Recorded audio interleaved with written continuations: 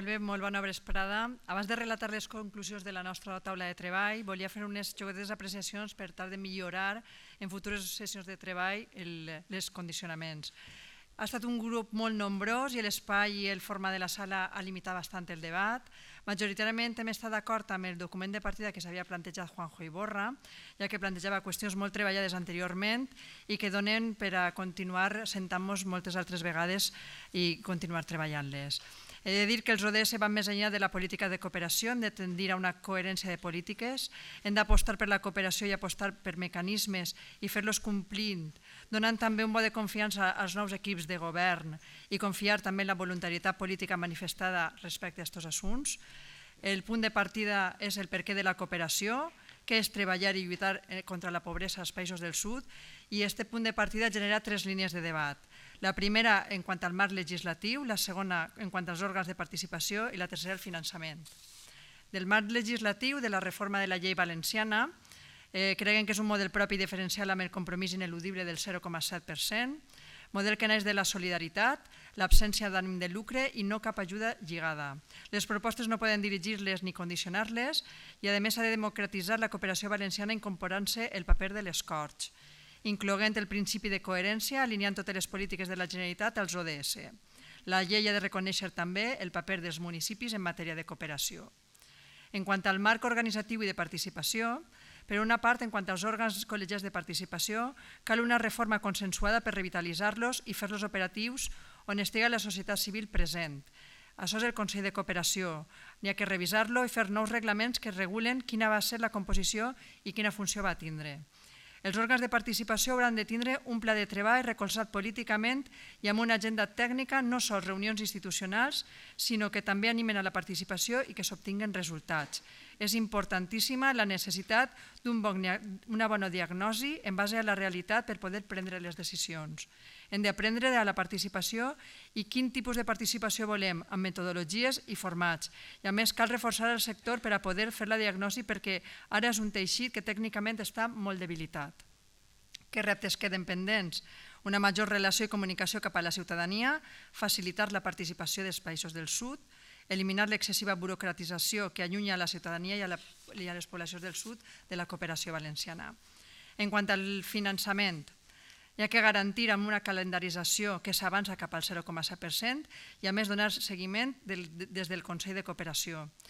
L'esforç del finançament ha de ser de les institucions públiques i sols en casos excepcionals des de fons d'altres administracions com per exemple en el CAE per tal d'actuar amb rapidesa.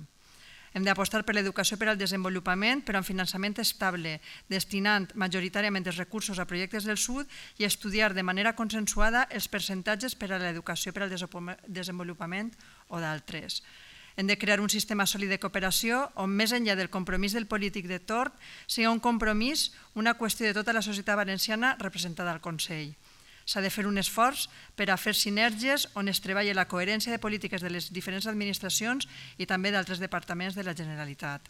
Tenim ara l'oportunitat amb la nova Conselleria de Participació, on està per desenvolupar i que va ser clau en la cooperació per tal d'alinear els ODS en totes les àrees i els departaments. Altres qüestions que també s'han presentat a la taula és no oblidar la corrupció, el passat de la cooperació valenciana, que ha marcat negativament les polítiques, però hem de posar les mesures per a que no torni a passar.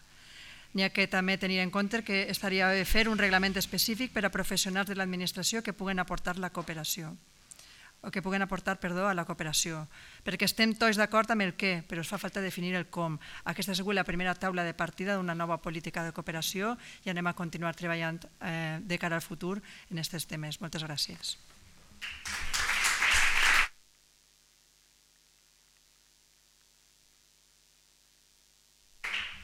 Hola, buenas tardes. Respecto a la mesa de trabajo 2, la mesa de trabajo 2 tenía como objetivo debatir la ética del desarrollo humano y su aplicación en la Agenda 2030 en las políticas públicas de cooperación internacional.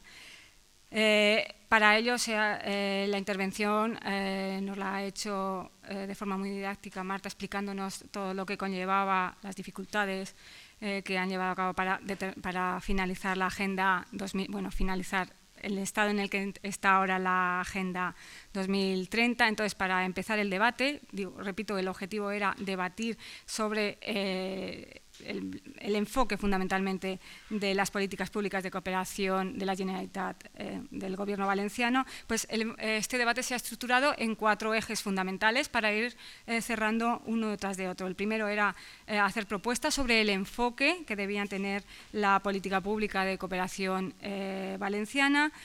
En base al enfoque, determinar los principios rectores que debían guiar esa política de cooperación valenciana.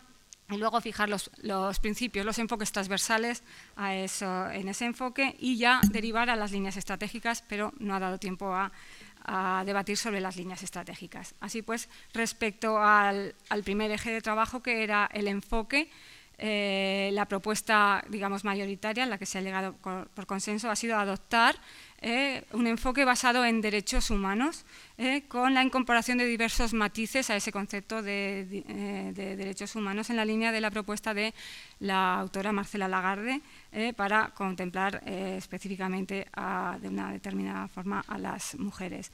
Un enfoque que debe poner el foco y el valor en la ciudadanía, como fundamento en la construcción de los derechos humanos, y un enfoque que se ha desarrollado de forma coherente por todos los responsables de elaborar las políticas públicas desde el Gobierno regional, es decir, que se incorpora a un nivel bastante importante la coherencia de políticas.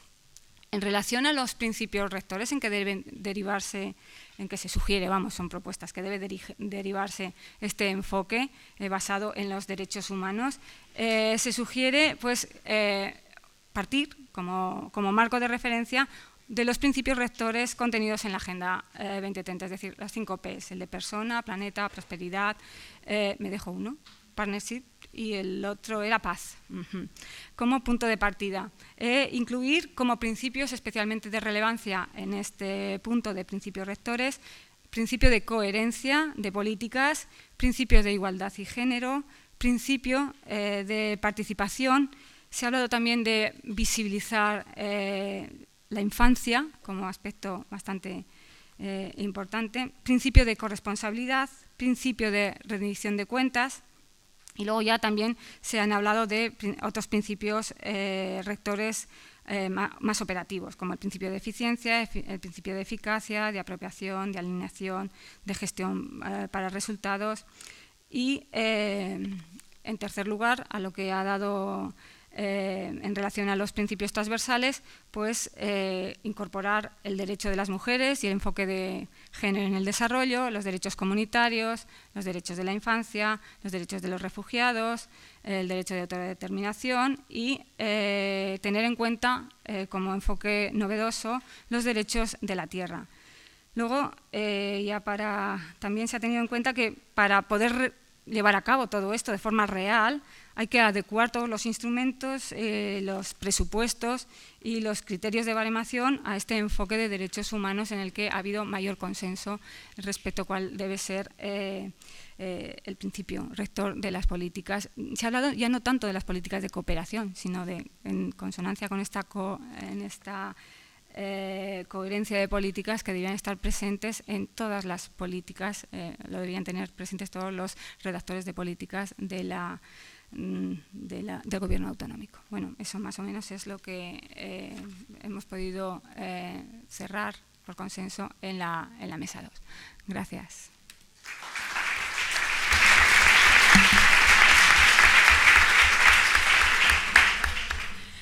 Bona vesprada. Jo estava en la taula 3, però el relator Javier Edo ha tingut que anar-se.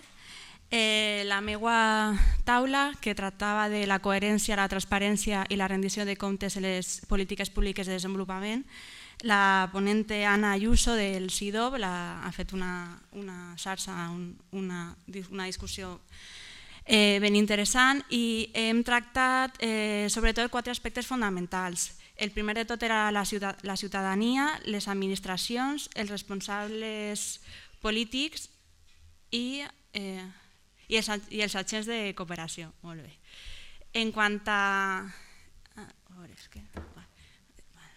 En quant a la ciutadania, sobretot els temes fonamentals han sigut garantir l'accés a la informació, articular els mecanismes de participació en el progrés a l'hora de fer la definició, el seguiment i la rendició de comptes de les polítiques públiques de la cooperació al desenvolupament, fomentar l'educació per al desenvolupament i exercir la rendició de comptes als representants polítics. Són els aspectes fonamentals o les tasques que haurien de desenvolupar en quant a la ciutadania. En quant a les administracions, hem parlat de fer un ús dels instruments desenvolupats en el marc de l'administració, electrònica, sobretot per a facilitar que existeix un seguiment i un control de les polítiques de cooperació al desenvolupament. Damunt, caldria protegir la figura, hem parlat del whistleblower, que seria com la figura del funcionari, també per a facilitar la lluita contra la corrupció. Ha estat un tema prou interessant, que era tot el tema de l'obsessió de consciència a l'hora de tomar decisions, a l'hora de desenvolupar decisions que venen de dalt. També hem parlat de promoure un canvi de la cultura organitzativa per a evitar la filosofia dels compartimentos estancos que es diu, i que es considera fonamental sobretot per alcançar la coherència de polítiques públiques. Així també, com han comentat les meves companyes, hem tractat els temes de les comissions interdepartamentals, les comissions interterritorials. En quant als responsables polítics, és un ordinador prou... En quant als responsables polítics, sobretot el que deien era que caldria realitzar un diagnòstic per a que tot el conjunt d'agents que estan involucrats realment existeix aquesta involucració per part dels responsables polítics i per part de la ciutadania.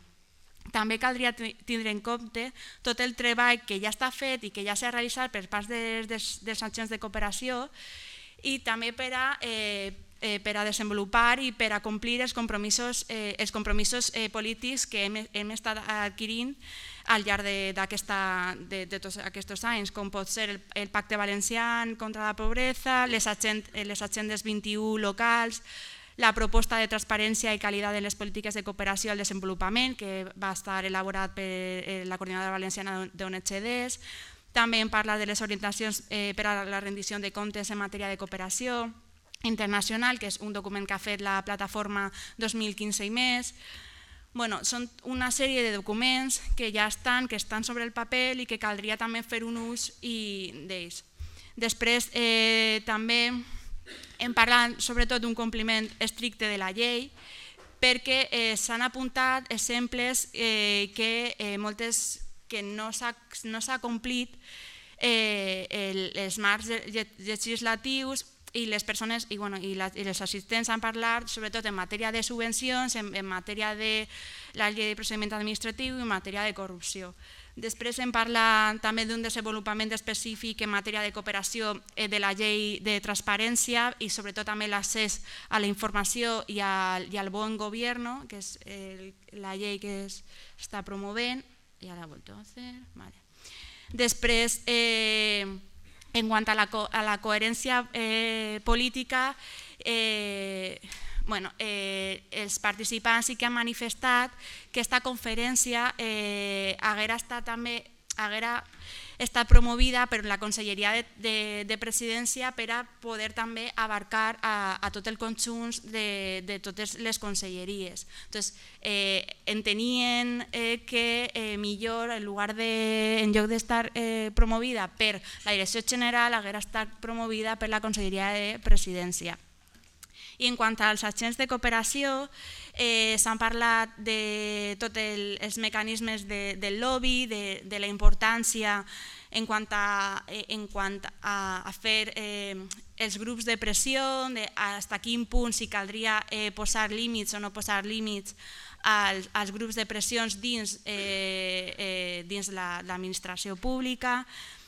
També hem parlat de la coordinació entre els agents de cooperació i el treball en red, sobretot.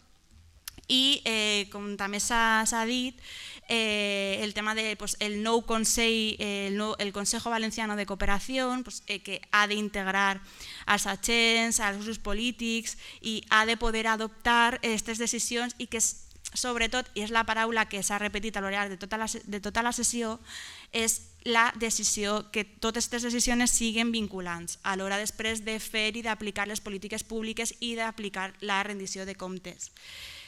I en parlant també d'una sistematització de bones pràctiques en l'àmbit local i la creació, i si bé si ja està, el bon funcionament del Consell Interterritorial de la Cooperació. Aquestes han sigut les idees fonamentals de la taula 3.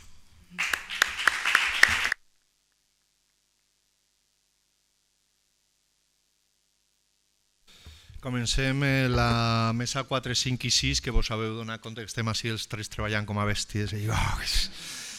L'exposició sistematitzada, ordenada, que han fet el grup 1, 2 i 3 és d'agrair, però s'ha acabat a partir d'ara. Bueno, el grup 5 que s'ho ha treballat molt bé, però Pastor i jo farem el que podem, no? Bueno, dit això, la nostra taula era sobre els agents de cooperació.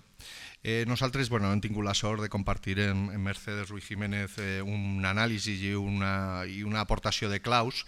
Dir-vos que en la seva exposició trau una mica d'actualitat estatal, per una banda ha explicitat el trencament de relacions en el Ministeri, concretament en l'AECIT, fa un mes i mig, per no continuar les negociacions per a l'establiment del marc estable de relació NHDs-Administració Pública, que va ser un desideratum de la OCDE i de la CAT en el seu moment, i que després de 17 mesos de negociacions i de stand-bys, al final el que ha sigut la concreció dels pressupostos en agost ha fet que la coordinadora trenqui aquestes relacions. I també ha explicitat algo que no intuïem així al País Valencià, que el Consell de Cooperació a l'estat espanyol havia sigut un paripé. No s'ha sorprès, no ho podíem ni imaginar. Dit això, que era un poc la clau aixina d'actualitat, nosaltres, alguns punts a referenciar d'aixina importants. Una és l'entendiment de les ONGs com a agents prioritaris a l'hora d'entendre com un dels encerts més importants en les polítiques de cooperació al desenvolupament, la necessitat d'entendre aquestes ONGs en totes les seues dimensions, no sols com a afavoridores i generadores de serveis, sinó també en la seva dimensió sensibilitzadora, educació per al desenvolupament i sobretot la seva dimensió d'incidència política, encara que hi ha hagut una línia d'intervencions en la línia de que cal redimensionar el paper de les ONGs a la llum de lo que podríem dir el marc que genera els ODS cap al 2030. Ahí també és molt important una aportació, encara que ha hagut processos de participació, les ONGs a nivell mundial no han sigut les que més han influït en la construcció dels objectius de desenvolupament sostenible. Realment qui ha guanyat la batalla d'influència ha sigut l'agenda dels grans lobbies corporatius d'empreses, és a dir, que encara que sí que es pot dir que s'ha participat, no han sigut justament els plantejaments del món de les organitzacions no governamentals qui ha fet el seu. Un poquet de publicitat, és important el posicionament de la CONDE que va fer en el moment de la cumbre on se van aprovar, és a dir, totes les reflexions ben fetes dels punts febles que tenia els ODS. En aquesta línia també la necessitat, i una línia que és la necessitat d'establir les aliances estratègiques estables o en alguns casos conjunturals de les organitzacions en els moviments socials, en altres moviments ciutadans socials dels nostres territoris i també en els territoris del sud en el que col·laborem, la necessitat també de connexió amb les universitats, tant d'ací com les del sud, també al món sindical, i després ha hagut una línia de conversa que té que veure en la relació entre el sector empresarial i el món de la cooperació per al desenvolupament o inclús en algun moment la qüestió de la implicació del sector empresarial en el desenvolupament. La qüestió no és una divisió a soles d'eliminar una paraula, sinó, com a comprendreu, és una qüestió de profunditat. En aquest cas s'ha parlat d'aixes línies Roches que marca el codi de conducta de la pròpia Conde, on estaríem parlant de que si s'establís, com diu un document que n'hi havia penjat en la web, una activació per a incloure el que és l'activitat empresarial dins del món de la cooperació, es tinguera en compte les claus de l'ocupació decent, la inversió ètica, la innovació, el compliment de la fiscalitat, el respecte al medi ambient, als drets humans i a l'enfocament de gènere. Aquesta és una línia que hem comentat i també entenem que si es té que obrir un debat, seria prou important que aquest debat es fera primer en les empreses d'economia social i del món cooperatiu abans d'augmentar i entendre que tot el sector empresarial és igual i per tant ens podríem clavar en una situació complexa, entre altres coses, per el compliment dels mínims ètics que serien desitjables. En aquesta línia també un altre plantejament ha sigut la necessitat de reformar la llei valenciana de cooperació, concretament la que és el seu article 24, que estableix qui és agent de cooperació i qui no, i que a més repercuteix en el que és el registre d'agents de cooperació de la Generalitat Valenciana. En aquest cas tenim una contradicció, que és bàsicament que el punt 3 diu que les entitats por naturaleza jurídica que posean ánimo de lucro podrán ser consideradas agentes de cooperación para el desarrollo cuando reúnen los requisitos del párrafo anterior. El párrafo anterior planteja el segon punt, no tener ánimo de lucro. Esto es lo que es diu tecnologia Blasco i que continua vigent. Pareix que en aquell moment l'assessoria jurídica no estava, però que sapeu que tenim este marc i aprofitem el conseller que el tenim així per a que en la nova llei segur que la reformarà en veritat de consens. I després és un desideràtum que és el grup qui l'ha plantejat. I després, bueno, la veritat, per ser sincers, l'ha plantejat quasi tots els grups, no?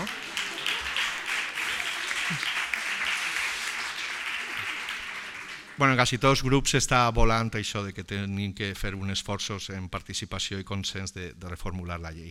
I després una altra línia ha sigut el que té que veure en el municipalisme, posar en valor el rol dels municipis dins de la cooperació descentralitzada i també la necessitat de fer els esforços per a poder harmonitzar la feina que es fa entre els municipis, administracions autonòmiques o ONGs en el desenvolupament de les polítiques municipals de cooperació.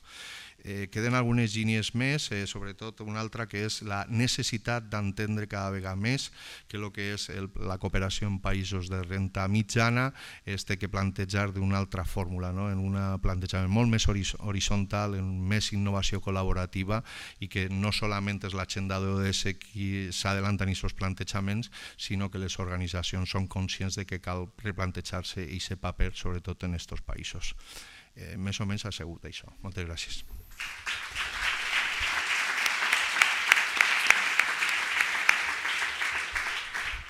Bona vesprada a tots. En la meva mesa, en la mesa número 5, ha intervingut el ponent de Navarra explicant l'experiència de la xarxa solidària d'escoles precisament en la seva comunitat autònoma i després d'un torn de preguntes sobre els dubtes que eixien respecte a la implantació de la xarxa sí que han eixit un grapat de propostes. No sé si podré condensar totes les propostes perquè n'hi ha 12-13. Intentaré cenyir-me a les més rellevants.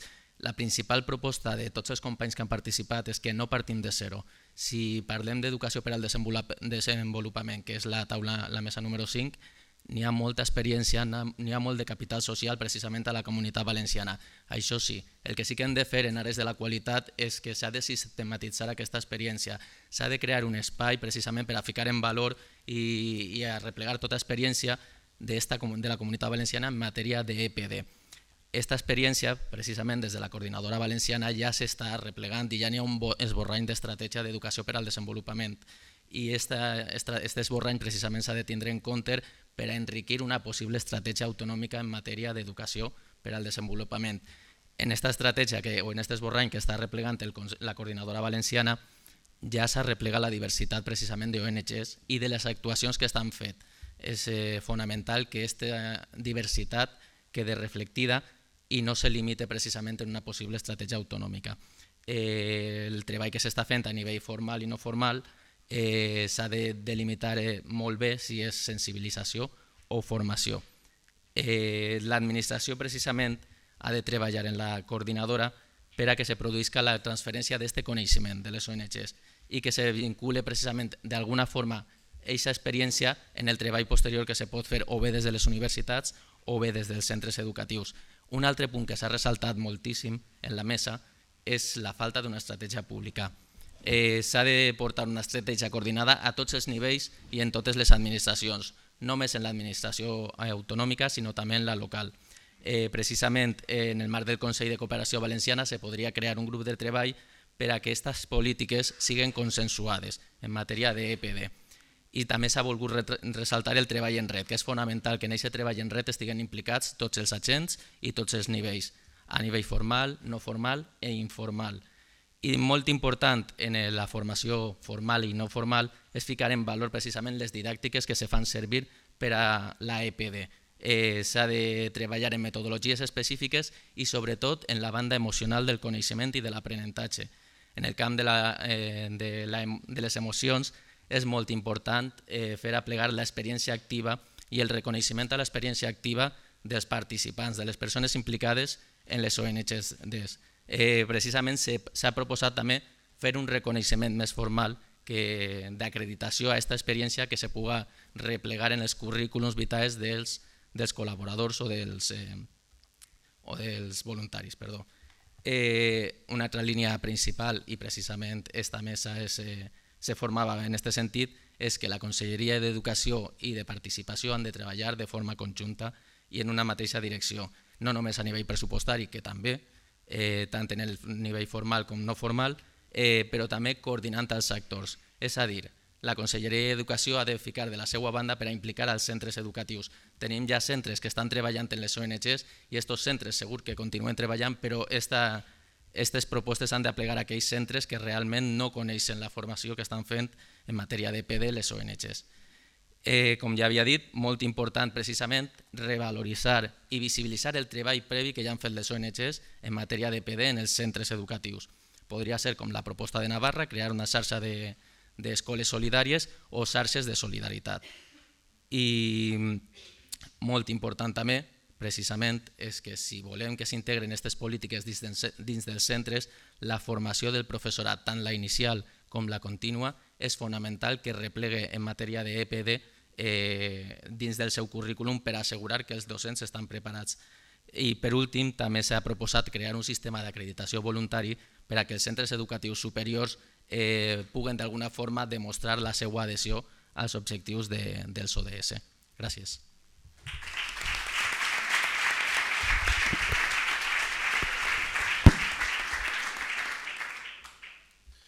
Bé, nosaltres som el grup 6, que hem abordat el tema de la comunicació. Hem tingut el plaer de tindre a Montserrat Boix com a ponent, que ha fet la introducció, i Maite Puertes, que ha moderat el que era complicat de moderar perquè el temps era molt engoixant i hem pogut participar, però s'ha vist que teníem moltes ganes de qüestions. Bàsicament vaig a relatar algunes de les qüestions que no tenim tan estructurades, però són 3 idees. Per una banda, la comunicació com a dret, és un tema titular. La segona seria, fa falta una planificació estratègica o una comunicació estratègica, i ara desenvoluparé les idees. I la tercera, que ve d'aquest plantejament, és que el pla d'actuació, el pla estratègic i el pla director de la cooperació hauria de contindre una línia de treball estratègic que siga sobre comunicació en els corresponents indicadors, sistemes d'avaluació, línies estratègics, objectius, etc. Bé, en principi la ponent ha començat provocant-nos, que ha estat bé, ha preguntat a veure preguntes prèvies als participants, quanta gent hi havia periodistes, gabinets de comunicació, quanta gent utilitza xarxes socials, el Facebook, el Twitter, el blog, identitat digital, que ha sigut un tema per a saber de què estàvem parlant. S'ha vist clarament que la comunicació no és sols un conjunt d'eines, sinó que n'hi ha que plantejar això com un dret i com una estratègia. No se trata sols d'eixir als mitjans de comunicació, que és molt més, que hem de parlar de drets en una societat democràtica relacionats amb la comunicació. Les noves tecnologies han suposat un gran avanç, però n'hi ha que continuar treballant per a la igualtat en tot el concepte ample d'igualtat. La ponent és una experta en temes d'igualtat de gènere, però també en altres temes aplicats també a el que treballem en cooperació. El dret de comunicació es porta per davant en Amèrica Llatina, encara que la realitat és complicada, però la reflexió està molt feta. I, de fet, en Tunísia, en febrer, el Foro Social Mundial va establir que una de les decisions és que un proper Foro Social Mundial específic sobre internet.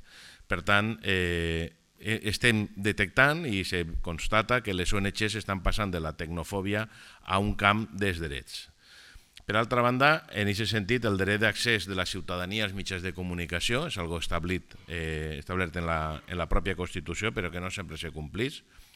Cal treballar amb la qüestió de la identitat digital com un element estratègic fonamental i que la comunicació té molt a veure en el desenvolupament, però també en l'actuació dels processos polítics. El control dels mitjans està directament relacionat també amb la igualtat, perquè sense aquesta aliança o aquest treball difícil és, i també se constata un empobriment dels mitjans de comunicació per la crisi, una concentració de l'apoderament o dels propietaris i tal vegada que ha baixat el nivell de dedicació del xicotet espai que dediquen, que se constata per tots, a temes internacionals perquè ha sigut substituït per la qüestió més de proximitat. En aquest sentit, se parla que n'hi ha que garantir que s'acomplís el mandat constitucional de garantir el dret d'accés a la ciutadania, però també molt relacionat amb el dret a la informació. El dret a la informació, que és un dret fonamental, no pot existir informació, un dret a la informació, com a ciutadans, si no tenen les organitzacions ciutadanes que es dediquen en general a millorar la societat i en concret la cooperació i el desenvolupament, no tinguen espai per a donar la seva opinió, la seva posició i per tant conformar una democràcia deliberativa i tindrem plantar aquesta qüestió. Respecte al dret a la participació i la informació com a eixos per aconseguir una real incidència en les polítiques públiques. Se parla de dret a la informació, però també, sobretot, interacció també, i com a accés al coneixement, no sols un dret d'informació, un dret d'informar, sinó en la base de l'accés al coneixement. I hem comentat com un exemple de possibles línies a treballar aquest tema del dret estratègicament és el manifest o document del Fòrum d'Entitats de Persones Usuàries dels Mitjans de Comunicació que va ser empentat per el Consell de l'Audiovisual de Catalunya. A nivell estratègic, pensem que el món digital ofereix noves possibilitats d'interactuar, ens ofereix eines per a poder influir en la societat, que els grans mitjans tenen un major impacte, és difícil entrar en ells, però tot està relacionat, que n'hi ha exemples com la xarxa feminista contra la violència de gènere, com ha anat avançant, que el Twitter, per exemple, com una xarxa social que dona una gran possibilitat, utilitzant tècniques com utilitzar un hashtag que estiga funcionant i, per tant, tot el tema de transparència s'ha analitzat així també, com que té una relació, i tot el tema de la identitat digital. També hem parlat de la necessitat de comunicar sinergies, inclús fer una espècie d'agenda coordinada perquè cada ONG o cada món de la cooperació no vagi al seu a bola, encara que vagi, però també intentar tenir una agenda per a recolzar-se perquè aquesta unió crea sinergia i fa força. I per altra banda s'ha analitzat que aquest dret, el dret d'accés, no és el dret a la informació i el dret al coneixement, no és un dret a soles en si mateix, que ja ho és, sinó que és un dret instrumental perquè pot ajudar a garantir tota una altra sèrie de drets de la ciutadania. S'ha parlat que un avanç en distints llocs, en Equador, per exemple, que la seva Constitució arreplega aquest aspecte del dret a la informació. S'ha comentat ja qüestions més concretes de la necessitat de la professionalització, la necessitat de compartir aspectes també entre tots. I, en definitiva, anem a la tercera part, és a dir, primer, la comunicació és un dret, després n'hi ha que dissenyar la comunicació d'una manera estratègica en tot això, i tercer, que seria el pla estratègic o el pla director ha de tindre una línia estratègica amb objectius, indicadors, i que el Consell Valencià de Cooperació ho assumirà com un aspecte. Entonces, en aquest sentit, plantegem que n'hi ha que coordinar les agendes temàtiques, n'hi ha que garantir la comunicació com a dret, treballar també el marc institucional de la comunicació com a dret fonamental, garantir l'accés als mitjans de comunicació públics, que també estem fotuts en aquest sentit, perquè clar, no tenim televisió autonòmica i les televisions públiques estan sense utilitzar les llicències que en algun cas tenen concedides, pot ser, per exemple, l'Ajuntament de València. Per tant, és important aquest canvi institucional per a tots els espais. Hem plantejat el tema que els portals de webs, portals de transparència i de més, haurien de tindre també, inclús l'avaluació de l'índex de transparència d'ajuntaments última, que ha finalitzat avui la seva avaluació per Transparència Internacional, posa un ítem que és: existeix un espai per a que les organitzacions socials de la ciutat o del local puguen comunicar, i pensem que, per tant, aquesta actitud té que facilitar-se un espai per a que crear opinió pública. I, per tant, finalment, les línies que Cristina ha enumerat molt bé i ho han completat seria: el pla hauria de tindre en compte que l'accessibilitat, la pluralitat, la independència, la transparència, l'agenda consensuada, a plegar a ser referents en el sentit de crear agenda mediàtica, i la formació relacionada amb la comunicació, tant interna com externa, el garantir la lluita contra l'escletxa digital, que sembla que s'ha oblidat en els últims temps i n'hi ha que mantenir-la, el facilitar l'intercanvi de bones pràctiques comunicatives en el món associatiu i de la cooperació en concret, la producció de coneixement obert, sempre que n'hi hagi algun coneixement, publicació, document, etc., que en fons públics tindria que tindre almenys o Creative Commons o algun element per a revertir aquest coneixement en la societat, la creació d'una xarxa associativa per a la millora de la comunicació que permetrà aquest desenvolupament, i finalment avaluar la dieta mediàtica de la ciutadania i veure què és el que està aplegant a la ciutadania i veure com se pot actuar des de polítiques públiques per a millorar aquesta dieta. Això és tot.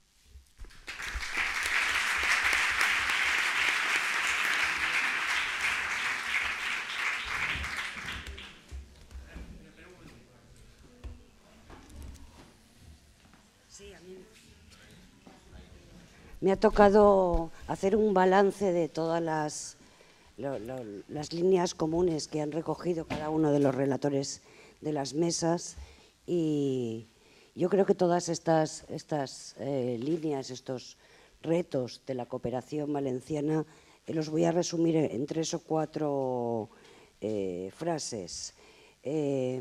No se parte de cero. En cooperación valenciana hay un trabajo previo realizado que hay que recoger y poner en valor. Yo creo que debemos recoger, que también se ha puesto encima de la mesa, recoger y recuperar la credibilidad de las instituciones públicas valencianas, empezar a trabajar sobre ello. Por otra parte, establecer mecanismos de participación tendentes a la codecisión y a la coparticipación sería otra de las cuestiones a llevar a cabo, otro de los retos a llevar a cabo. La ejecución real de las políticas a través de estrategias en educación, a través de estrategias bajo el principio de coherencia, a través de estrategias de comunicación, sería otro de los retos a llevar a cabo en este nuevo periodo.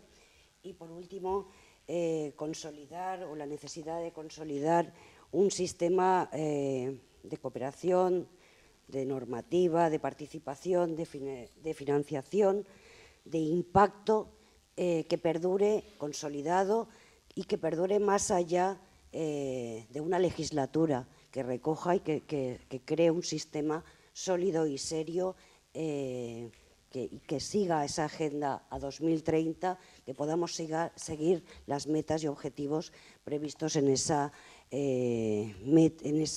agenda 2030. Yo creo que con esto resumiría un poco aquellas cuestiones comunes que los relatores en cada una de las mesas han recogido del trabajo de toda una jornada y que podrían ser los retos para esta nueva etapa y más allá de ella. Muchas gracias y pasamos ya a la mesa de clausura.